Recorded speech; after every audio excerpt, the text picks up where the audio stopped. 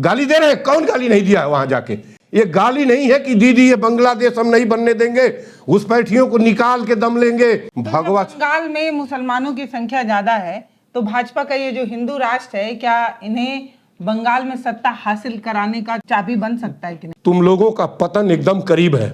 तुम जीत केवल ये सकते हो कि तुम बंगाल चुनाव कोई टेढ़ी खीर मालूम होती है। भाजपा हर तरीके से हाथ पैर चला रही है, इस चीज को समझाने की कोशिश कर रही है कि ममता जो है वो देखिए कैसे महिलाओं को पैसा तो बांट रही है लेकिन महिलाओं का हक नहीं देना चाहती। कभी एनआरसी का मुद्दा बनाया जाता है, कभी बांग्लादेशी घुस आए हैं इस तरीके की बात कही जाती है, कभी वोटर्स के नाम जो है वो काटे जाते हैं, अलग अलग तरीके की चीजें जो है वो अपनाई जा रही हैं। भाजपा भी हाथ पैर खूब चला रही है, लेकिन देखना दिलचस्प है कि इस बार बंगाल के चुनाव में होने क्या वाला है। लोग कह रहे हैं कि बहुत तगड़ी फाइट है। कई जगहों पे जो एग्जिट पोल और ये सब निकलता है चुनाव के पहले, हालांकि अब तो किसी भी टीवी चैनल पर भरोसा करने लायक नहीं है, लेकिन कहा जा रहा है कि बहुत क्लोज की फाइट है। इसलिए क्योंकि बीजेपी ने भी बंगाल में बहुत कुछ दाव खेले हैं और उस दाव का अगर सही जगह पर निशाना लगा तो ममता बनर्जी जीतेंगी, लेकिन उस तरीके से नहीं जीत पाएंगी, हो सकता है हार भी जाएं। आप क्या सोचते हैं इस बारे में कि ममता बनर्जी बंगाल हार सकती हैं? वेलकम पल्लवी। और कल ही इस पर एक वीडियो किया गया था, फिर मैं इस पर चाहूँगा कि आप लगातार अकेले भी वीडियो करती रहें। और ये चुनाव नहीं है, वो एक डेमोक्रेटिक सिस्टम के विरुद्ध जो है नफरतियों का वहाँ प्रचार हो रहा है हिंदुस्तान के अंदर। जो बांग्लादेश बंगाल है, वो बंगाल जो है हिंदू मुस्लिम यूनिटी का एक ऐसी ज़मीन है जो हिंदुस्तान के पूरे नक्शे पर कहीं आपको नहीं मिलेगा। ऐसी वो आज़ादी के पहले से ही उसको देखिए जरा। हम उसके जो महापुरुष हैं और जो वहाँ की विरासत है, जो साझी एक साथ रहने की, मुस्लिम आबादी ज़्यादा थी, हिंदू वहाँ पहले से ही कम थे। बांग्लादेश तो अपना ही था। तो कह रहे हैं कि मुसलमानों का वोट लेके ही तो ममता जीतती हैं। तो क्यों नहीं जीतेंगी? मुसलमान हिंदुस्तानी है तो मुसलमान कोई, जैसे नरेंद्र मोदी के लिए मुसलमान है वैसे ममता के लिए मुसलमान का मतलब नहीं है ना। बांग्लादेश का मतलब है और बंगाल का मतलब है, जो बांग्लादेश है वो हिंदुस्तान का हिस्सा है। तो इतनी तो बात आपको मालूम है ना कि 48 के बाद, बंटने के बाद डिवाइड हुआ है, तो पूर्वी पाकिस्तान भारत का हिस्सा है। तो क्या वहाँ के नागरिकों को यहाँ की जमीन थोड़ी दे देंगी, यहाँ बसने का अधिकार थोड़ी दे देंगी? कौन जमीन मांग रहा है, कौन अधिकार ले रहा है? ये तो आप नरेंद्र मोदी की भाषा डिबेट में बोल रही हैं। नहीं, वो बोल रहे हैं कि ये देखिए बांग्लादेशियों कौन बोल रहा है? बीजेपी वाले कि रोहिंग्या मुसलमानों बीजेपी वाले जो है पर वोट जीतती हैं। बीजेपी वालों ने ना हिंदुस्तान बीजेपी वालों का है, न जहाँ से बीजेपी आरएसएस के फैक्ट्री से निकली है। लड़ाई है और किसी पार्टी की लड़ाई नहीं है। वहाँ ममता एक साध्वी है, एक दृढ़ता है, एक ईमानदारी है, एक जुग है, एक डेडिकेशन और एक ऑनेस्टी है, खड़ा है एक बड़ा पिलर, और एक ऐसी महिला खड़ी है, लौह पुरुष जिसको मैं कहूँ। और मैं बराबर कहता हूँ कि दूसरी हिंदुस्तान की 21वीं सदी की झांसी की रानी, और दूसरी तरफ सारी स्पाइडरमैन, दर्जनों भाजपा की स्पाइडरमैन, धोखेबाज, हिंसक, अपराधी, नफरत फैलाने वाले, गंदी बात करने वाले, गाली गलौज करने वाले, सड़कों के ऊपर गलत जितनी भी इनकी टर्मिनोलॉजी में जितना भी गलत हो सकता है, कुछ एक भी सत्य हो उस जमीन पर बांग्लादेश, बंगाल के जमीन पर, वेस्ट बंगाल में ये लोग क्या करने गए हैं? 12 वर्षों से नरेंद्र मोदी सत्ता में है। 12 वर्षों के दरमियान चुनाव के पहले 21 में गए थे, अप्रैल में इनका एक स्टेटमेंट सुने थे जब कोरोना पूरे देश में था और चारों तरफ बंदिश थी, कहीं कोई नहीं निकल के आप जा पा रहा था। तब 12 लाख की सभा, वो पेपर कहीं होगा, उस पेपर पर, जागरण के पेपर पर निकला, इनका बयान निकला कि बंगाल में लूट तंत्र, लोकतंत्र नहीं लूट तंत्र कायम, लूट तंत्र शब्दावली इनका है। उसके बाद उस 21 के बाद एक कितनी बार वहाँ गए हैं, घुसपैठ, माना कि रोज घुसपैठ वहाँ हो रहा था। आप जैसे कह रही हैं, रोकने क्यों नहीं गए? यह और अमित शाह क्या करने इस समय गए थे? अमित शाह कह रहे हैं कि हम वेस्ट बंगाल को बांग्लादेश नहीं बनने देंगे, घुसपैठियों की लैंड ऑफ जो घुसपैठ है वो नहीं बनने देंगे। आप क्या बोल रहे हैं? आपको कुछ पता है क्या बोल रहे हैं? आप ऑनरेबल होम मिनिस्टर हैं, कोई सवाल जब आप ही की एजेंसी फेल हो रही है इसीलिए कोई घुस आ रहा है। नहीं, आप बिल्कुल, आपसे ही सवाल होगा, वो ममता से कोई सवाल नहीं करेगा। जब बाउंड्री का प्रश्न होगा तो जहां भी घुसपैठ बाहर से होगा तो सवाल आपके सामने होगा, इसलिए कि सारी बाउंड्री बोलते मन से खड़े होके कि माफ करिए हमसे गलती ये नहीं कहेंगे। अरे ये इतने गए गुजरे हैं, इनके लिए मैं कितना गंदा शब्द है मैं नहीं अपनी जुबान से कहूंगा, लेकिन इतने अधम किस्म के गिरे हुए हैं, इनको लज्जा नहीं आती कि इस समय उस जो है बंगाल में, वेस्ट बंगाल में क्या करने गए हैं। एक एक नफरत के शब्द, दीदी हम बांग्लादेश नहीं बनने देंगे, हम घुसपैठियों को एक एक घुसपैठियों को चुन चुन निकालेंगे, वहाँ घुसपैठिए हैं कहाँ। और आपका भी एक सूची पढ़ रहा था कि कांग्रेसियों ने ईयर वाइज कितना वहाँ से घुसपैठ बाहर किया, और आप सैकड़ा में घुसपैठ निकाल पा रहे हैं, और चुनाव आया तो जाके वहाँ अनलगर झूठी बात और प्रलाप कर रहे हैं, जनता को गुमराह कर रहे हैं, जनता को डिस्टर्ब कर रहे हैं। अब आपके पास एक मुद्दा रह गया है, हिंदू मुसलमान सारे बाबा, इस देश के जितने झंडी बाबा हैं और ये भगवा हैं पहन के जो दान और भीख का खाते हैं, दान और भीख पर परजीवी की तरह पलने वाले इस देश के बाबाओं को आप साल भर पहले से वहाँ भेज रहे थे। बाबा वहाँ जाके हिंदू राष्ट्र हिंदू राष्ट्र हिंदू राष्ट्र भगवा। बंगाल में मुसलमानों की संख्या ज्यादा है तो भाजपा का ये जो हिंदू राष्ट्र है, क्या इन्हें बंगाल में सत्ता हासिल कराने का चाबी बन सकता है कि नहीं? पल्लवी मुझे कहने दीजिए, मुझे ठीक से इनको धोने दीजिए, इन बेईमानों को ठीक से जरा धुलाई इनकी। ये जैसे ये बेईमानों को ले आके वॉशिंग मशीन में धुल के ईमानदार बनाते हैं ना, जरा हमको इनको सभ्यता की शब्दावली में धो देने दीजिए कायदे से।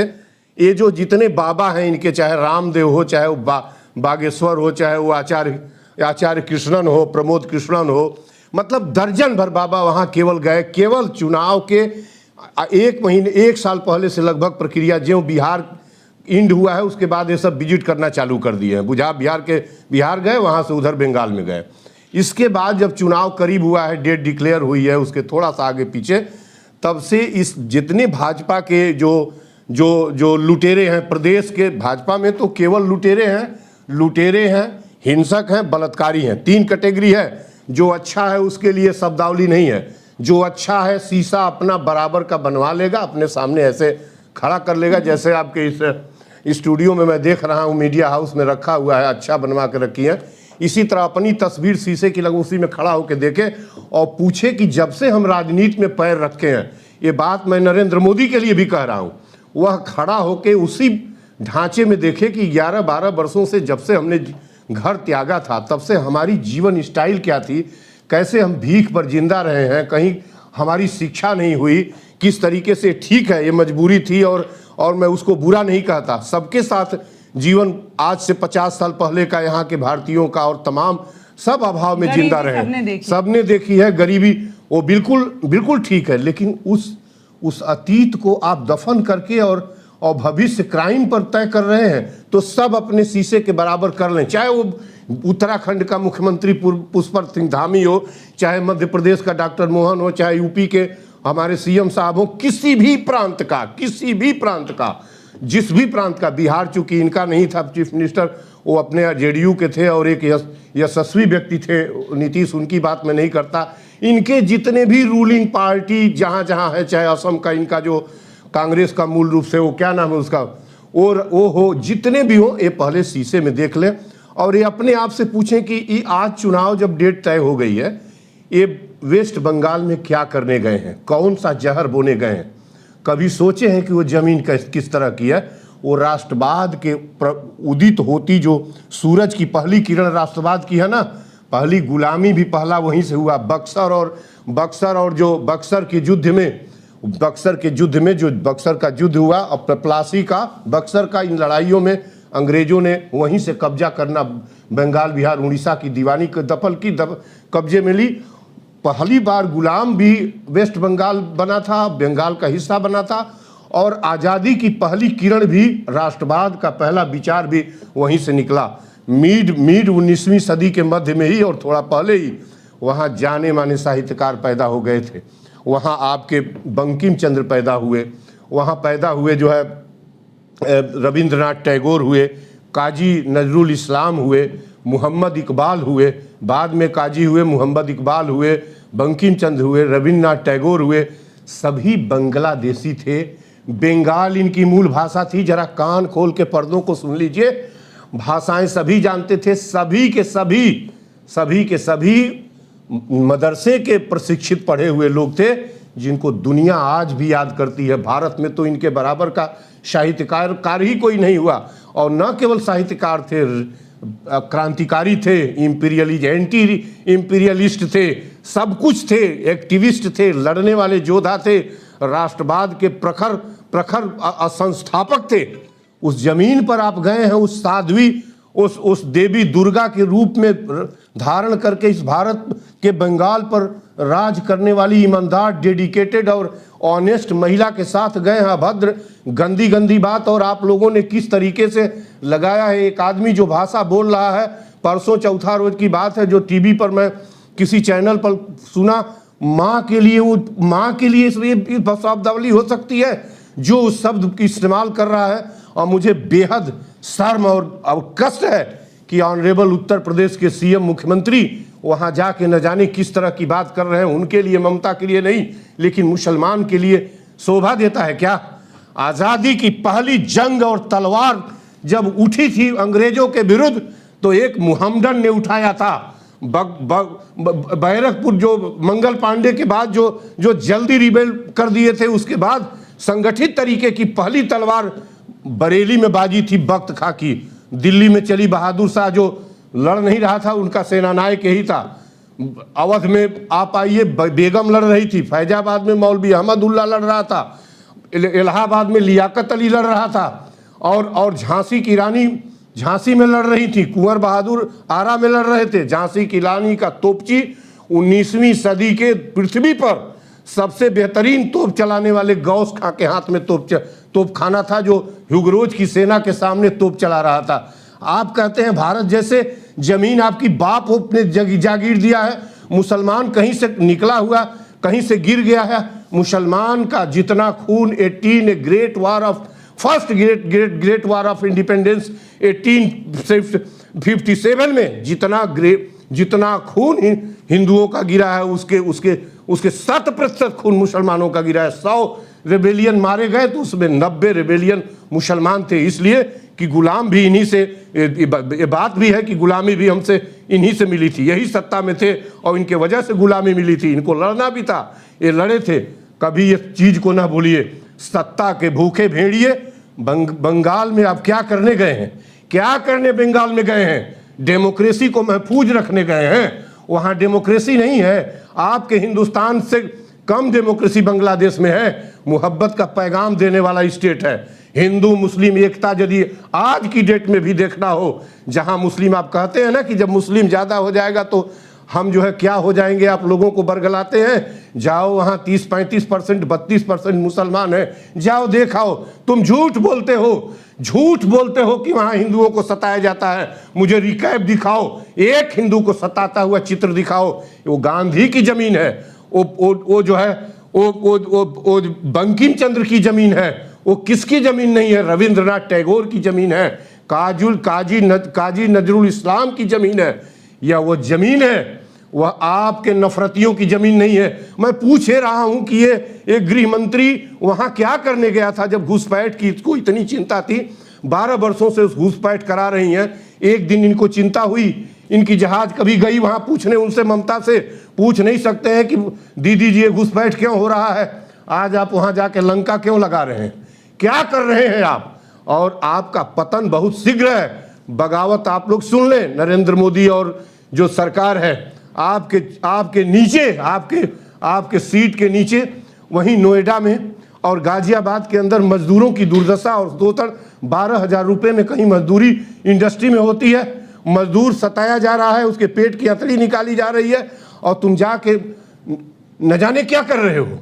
अपना डेमोक्रेसी की हिफाजत करिए, कॉन्स्टिट्यूशन की हिफाजत करिए, ह्यूमैनिटी को बचाइए, इंटीग्रिटी को बचाइए, सॉवरेंटी को बचाइए। सब आपको बचाना है, आपको सब कुछ बचाना है।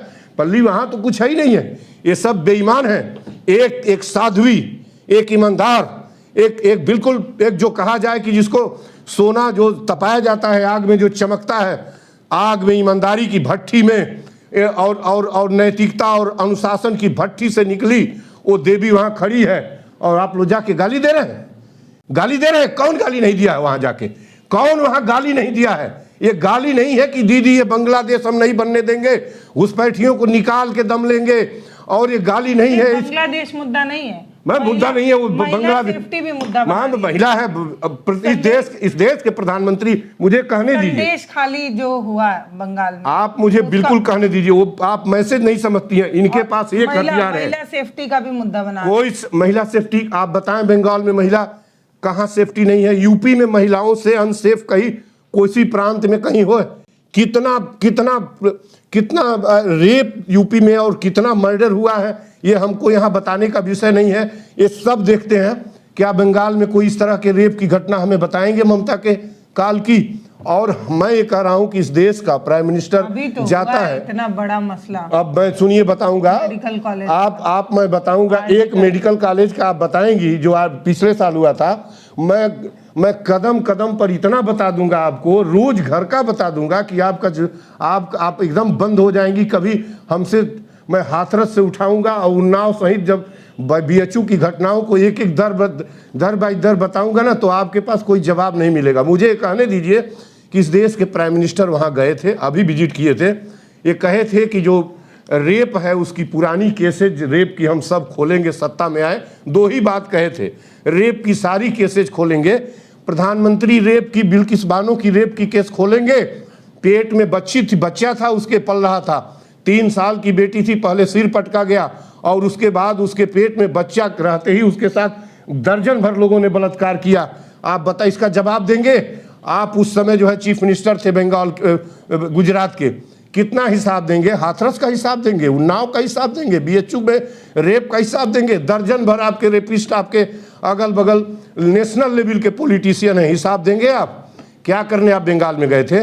आप क्यों नहीं कहते हैं कि हमने ये किया है 12 साल में, हमें वोट दीजिए? आप इतनी बात नहीं कर सकते?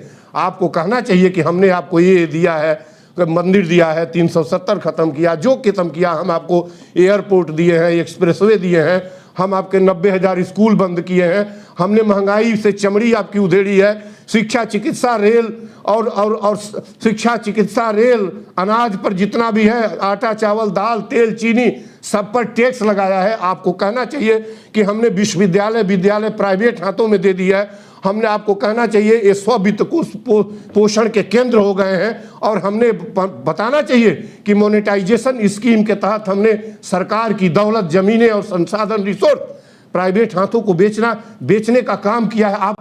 आपको बताने में क्या हर्ज है?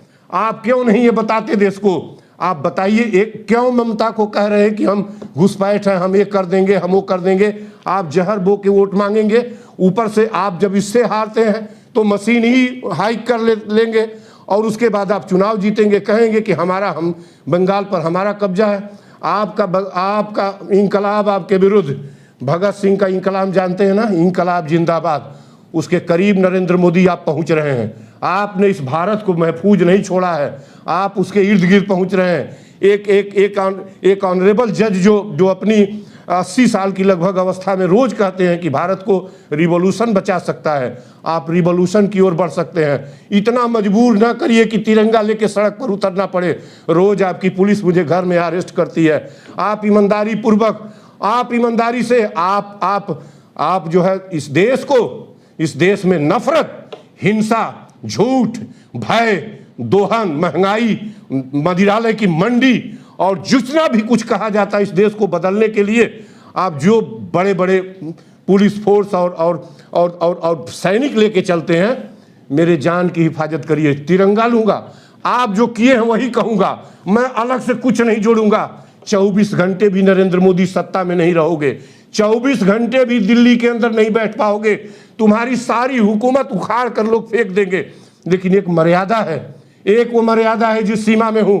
मैं जानता हूं कि तुम्हारी क्रिमिनलाइज्ड पुलिस तो बाहर की बात है, तुम्हारे हिंदुत्व के हुड़दंगाई नफरती गन डाउन कर देंगे, दरवाजे पर ही गन डाउन करेंगे।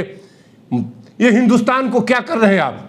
क्या कर रहे हैं हिंदुस्तान को? संविधान है, तिरंगा है, एकता है, हिंदू मुसलमान एकता के साथ भगत सिंह, गांधी और जो है सुभाष चंद्र बोस, अंबेडकर, पंडित बिस्मिल, ये मुसलमान के बिना एक पल जीवित ही नहीं रह सकते थे। ये कहा करते थे हिंदुस्तान का अर्थ है हिंदू मुसलमान। आप बंगाल में जाकर इस चुनाव के ईव ऑफ इलेक्शन आप ममता के विरुद्ध जितने भी लोग जाके वहां बयान दे रहे हैं, उसमें कोई बताए कि अपने विकास की कोई बात कर रहा है, ह्यूमैनिटी की कोई बात कर रहा है, कोई एजुकेशन और महंगी शिक्षा और चिकित्सा की बात कर रहा है, कोई बेरोजगारों को रोजगार देने की बात कर रहा है। एक आदमी ने बात किया हो, चाहे वो इस देश का ऑनरेबल प्राइम मिनिस्टर हो, गृह मंत्री हो, चाहे अन्य जितने भी प्रांत के, यूपी के, झारखंड के, यहाँ उत्तराखंड के, मध्य प्रदेश का ये जो डॉक्टर मोहन है, ये यदि एक भी कोई कहा हो कि हम ये कर रहे हैं, हम मनुष्यता के लिए का काम कर रहे हैं अपने प्रांतों में, तो मैं तुम्हारी बात स्वीकार कर लूंगा। तुम लोगों का पतन एकदम करीब है। तुम जीत केवल ये सकते हो कि तुम गंदी हरकत है, वहाँ दंगे करा दो, वहाँ फसाद करा दो, वहाँ जो है वहाँ इलेक्ट्रॉनिक मशीनों के अंदर खुराफात करा दो, तुम्हारी विजय हो सकती है। अवश्य यदि तुम्हारी विजय होगी तो निश्चित तुम्हारे सदकर्म और तुम्हारे अच्छे जो वर्किंग, तुम्हारा जो पास्ट है तुम्हारे शासन का, उसके वजह से नहीं, तुम्हारी दुष्टता के वजह से होगी। और डेमोक्रेसी उस दिन मर जाएगा। यदि बंगाल में तुम्हारा रिवाइवल, तुम जिंदा हुए ना, तो डेमोक्रेसी बंगाल से हमेशा के लिए दफन हो जाएगी। इसलिए मैं कहता हूं हर वोटर से जो अनाज खाकर वोट देता है, मैं कहता हूं कि अरे भारत को, तिरंगे को, संविधान को, मानवता को, ह्यूमैनिटी को, एकता को जो हम महफूज रखो, इंटीग्रिटी को महफूज रखो, यूनिटी को रखो, और तभी तुम्हारी सॉवरेंटी महफूज रहेगी। और बंगाल में सोचना मत कि तुम जीतोगे, तुम बिल्कुल नहीं जीतोगे। एक साध्वी, एक ईमानदार, एक युग की चरित्र और 40 साल का जिसका पॉलिटिकल कैरियर है, एक मेधावी और एक क्या बात है, एक ऐसी महिला। मैंने हिंदुस्तान में अपनी नेत्र में, मैं इंदिरा जी को नहीं देखा था, किताबों में पढ़ता हूं, लेकिन मैं देखकर अकेली ममता को देखकर कह सकती हूं कि भारत की जमीन अभी इतनी ऊर्जावान है, और इस जमीन पर ऐसे लोग पैदा होते हैं जो हिंदुस्तान का रुआं भी टेढ़ा नहीं होने देंगे। तुम नरेंद्र मोदी वहां से भागो, तुम सभी लोग बंगाल से भाग जाओ, कुछ जो भी करने जा रहे हो। मुझे जाना था बंगाल की सड़क पर तिरंगा लेके, लेकिन मैं बीमार भी हूं और मैं जानता हूं कि तुम्हारी ये पुलिस गन डाउन करेगी, और जब मैं तुमको बता के जाऊंगा तो तुम मुझे घर में अरेस्ट कर दोगे, इसलिए नहीं जा रहा हूं। लेकिन शुक्रिया है और उस चीफ जस्टिस ऑफ इंडिया का और ऑनरेबल सुप्रीम कोर्ट का, जिन्होंने 91,000 वोट को रिटेन कर दिया है कि नहीं, वो जो है पहले आप घुसपैठिया तय करिए, पहले आप सिटीजनशिप तय करिए। जल्दी में 91,000 वोटों को काट के 91 लाख वोटों को काटा क्यों गया है? 91,000 लाख वोट पल्लवी जोड़ दिया गया है, और आप तय समझिए लगभग 12-13% वोट पड़ता है टोटल मुसलमानों का वोट। डेमोक्रेसी का कत्ल करते हो। एजुकेशन बढ़ रहा है, विद्या बढ़ रही है, सभ्यता बढ़ रही है। सिर्फ लोकतंत्र का क्या मतलब है कि वोटर हम बढ़ाएंगे, तुम वोटर कम करोगे? ये लोकतंत्र के नेचर में है। लोकतंत्र का तो तुम गणासा लेकर काट रहे हो। बाज आओ, नफरतियों बाज आओ। लोकतंत्र, डेमोक्रेसी, कॉन्स्टिट्यूशन, इंडिया, एकता, यह कैसे मिली है? असंख्य की फांसी और कुर्बानी के कारण मिली है। ये ना समझना कि आरएसएस की फैक्ट्री से निकली है। नरेंद्र मोदी ना समझना कि तुम्हारी राष्ट्रवाद से निकला है। ये ना समझना कि तुम जिस फैक्ट्री से निकल कर राष्ट्रवाद पढ़ के आए हो वहां से निकला है। यह फांसी और कुर्बानी का नतीजा है। तुम रोटी तोड़ो, हिंदुस्तान का तिरंगे के साथ रहकर रोटी तोड़ो। तुम देश में हिंदू राष्ट्र बनाओगे और भगवा धर्म ध्वज कहोगे, और वही बंगाल में लेके जाओगे। उस बंगाल में जाओगे जहां राष्ट्रवाद की ज्वाला निकली थी, जहां पहला राष्ट्रवाद का सूरज पहला उदित हुआ था, जहां राष्ट्रवाद पलता फैक्ट्री ही है राष्ट्रवाद की। 1 दर्जन और कम से कम 6 ऐसे महान कवि हुए जिनको दुनिया जानती है, नोबेल पुरस्कार विजेता है। चुनाव को इधर उधर करने का अकेले ममता को इन लोगों ने घेरा है। गंदी भद्दी गाली करके अकेले वो पड़ी हुई हैं।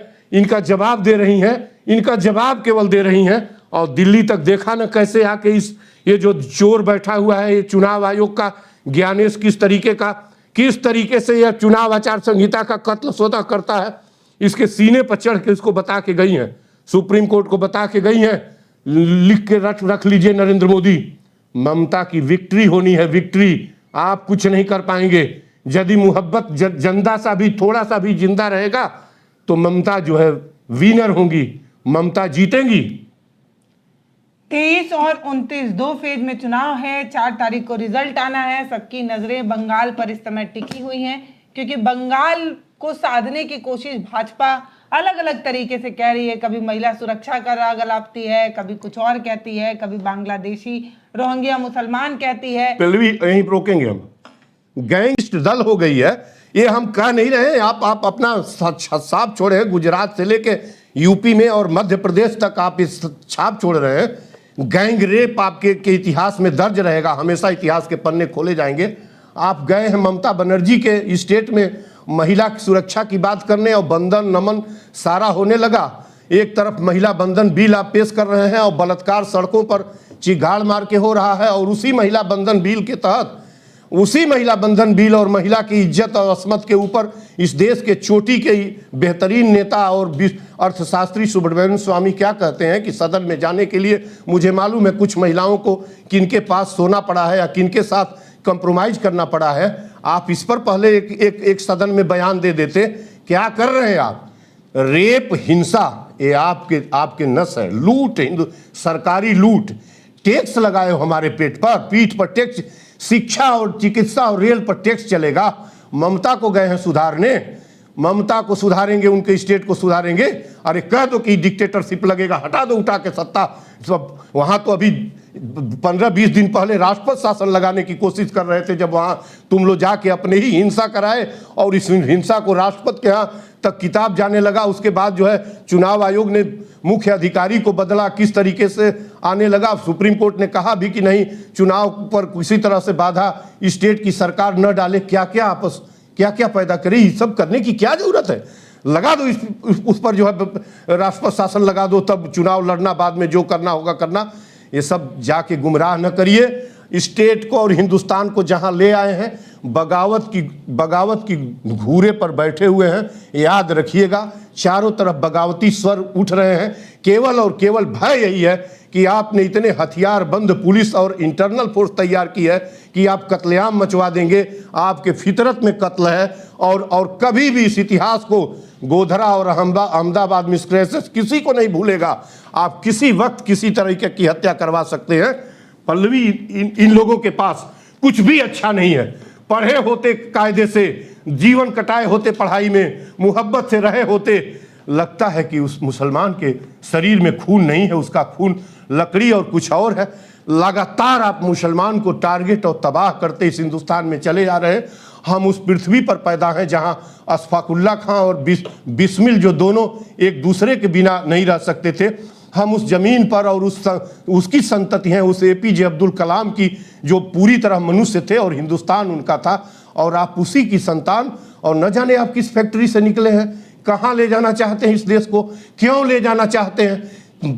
थोड़ी सी सत्ता सुख के लिए, सब जो अपना सत्ता है बने रहने के लिए, उसमें जाने के लिए थूक नहीं देते उस सत्ता को, उस फूहड़ जगह को। किस तरीके से तुम क्या कर रहे हो जहां तुम्हारा अपना अतीत दफन हो रहा हो। ये गांधी की जमीन है, गांधी की, एक गांधी की जमीन है। गांधी, भगत सिंह और अंबेडकर और पटेल, नेहरू और सुभाष, ऐसे चोटी के लोग ना होते तो न जाने भारत, आप होते तो न जाने भारत कितने छोटे छोटे श्रीलंका, बांग्लादेश और जो है और पाकिस्तान और कितना बचा बना होता। इसकी कल्पना मुश्किल है। अब छोड़ दीजिए इस भारत को, रहने दीजिए। कम से कम दुनिया कहाँ जा रही है और आप कहाँ भारत को ले जाके मिटा रहे हैं। मैं आपसे प्रार्थना पूर्वक कहता हूँ, ये वीडियो भेजा जाए नरेंद्र मोदी को और ऑनरेबल गृह मंत्री को, देखें और सोचें कि हम क्या कर रहे हैं। क्या आपकी इज्जत में घट जाएगी? क्या मोहब्बत से रहेंगे तो कुछ क्रेज कम हो जाएगा और क्रेज बढ़ेगा? इतिहास के पन्ने में दर्ज होंगे, गांधी के साथ नाम दर्ज होगा, भगत सिंह के साथ नाम दर्ज होगा, अंबेडकर और सुभाष चंद्र बोस के साथ नाम दर्ज होगा। पटेल की मूर्ति लगाने से पटेल बन जाएंगे?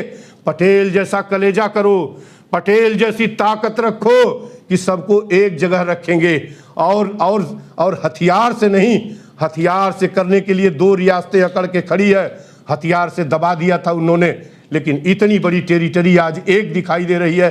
पटेल को याद करो, नफरती पटेल नहीं थे, नफरती गांधी नहीं थे, नफरती नेहरू नहीं थे, नफरती कोई नहीं था। दर्जन भर लड़ाके उस समय के थे, नफरती नहीं थे। मोहब्बत उनकी पल पल मोहब्बत उनके धड़कन में थी। वो हिंदू और मुसलमान अलग नहीं करते थे। चुनाव जीतने के लिए काम होगा, चुनाव जीतने के लिए हिंदुस्तान को बाजी लगा देंगे। हिंदुस्तान की एकता को, जो विरासत है हिंदू मुस्लिम एकता, हमारी सबसे बेहतरीन विरासत है, उसको खतरे में डालेंगे। यही फर्ज रह गया है आपका, पुनर्विचार करिए। हमारी नज़र चुनाव के रिजल्ट पर होगी। हम देखना चाहेंगे कि जनता किसे जिताती है, किसे फिर से सरकार में बैठाती है। बाकी आपका बहुत धन्यवाद। आपका भी धन्यवाद पल्लवी।